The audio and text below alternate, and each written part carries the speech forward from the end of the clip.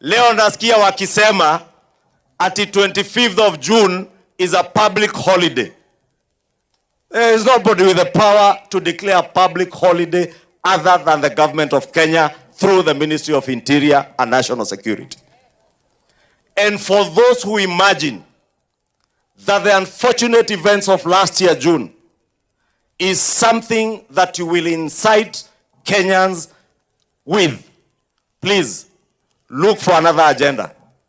Mambo ya maafa, watoto wa Kenya, Mkenya yote hata mmoja kupoteza maisha, sio jambo la kufanya mzaha na kufanya siasa nalo.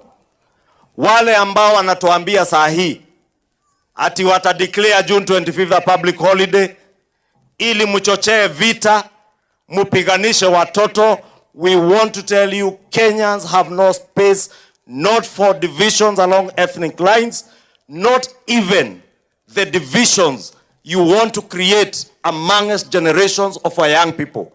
We are a nation of many generations, and we will not allow you to weaponize one generation of young Kenyans against other Kenyans. Tunajua wanataka kuchochea watoto wetu, na watoto wetu hata kwa nyumba yangu niko na watoto ambao ni wale generation ndogo kabisa.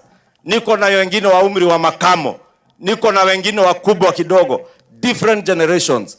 Tusigawe watoto wetu kwa misingi ya generations ama vizazi ambazo wamezaliwa.